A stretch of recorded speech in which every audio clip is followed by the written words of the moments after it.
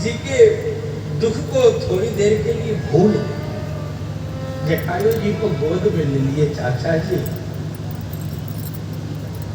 आपने ये संघर्ष किया, आपको ये दुख मिला, यदि आप आज्ञा दें, अनुमति दें तो मैं आपको स्वस्थ कर दूं, आपके पंख जोड़ दो। जटायु जी रो पड़े, हे राम,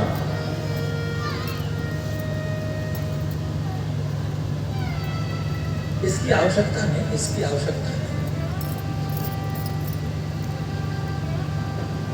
अब पंख मत जो।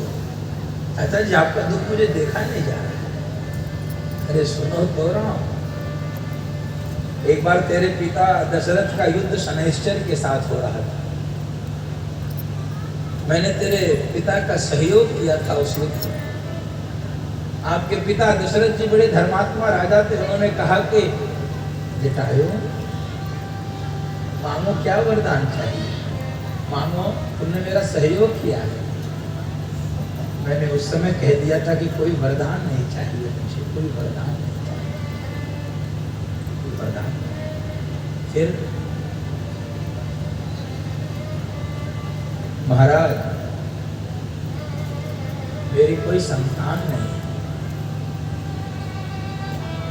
और जब मेरा अंतिम समय आए उस समय कुछ कृपा कर देना। बोलिए जटायु जी, क्या चाहते हैं?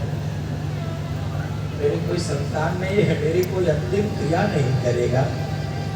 हे नरश्रेष्ठ, हे दशरथ जी, जब मेरी मृत्यु आए तो अपने किसी एक बेटे को भेज देना मेरी अंतिम क्रिया के लिए। जटायु जी रोने लगे, अरे राम, मैंने एक बेटा मांगा था, तेरे पिता ने अंतिम क्रिया के लिए 2-2 बेटों को भेज दिया है, अब और कुछ नहीं चाहिए, मेरी सारी इच्छा पूरी। और राम की गोद मिलने के बाद भी कोई यदि जीना चाहे, यह तो उसकी नादानी होगी, यह तो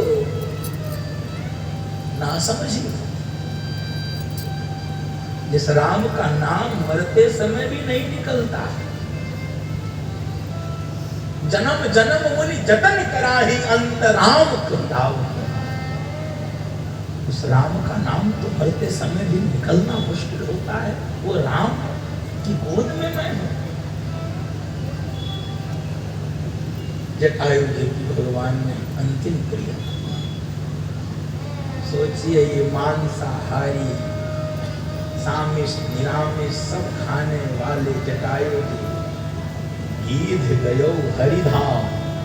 भगवान ने इनकी अंतिम क्रिया की है और भगवान ने इनको अपना धाम दिया।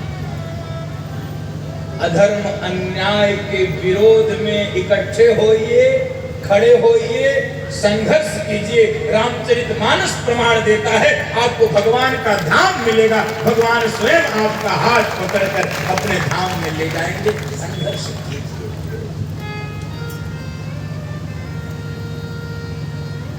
और यहाँ से भगवान आगे बढ़े हैं।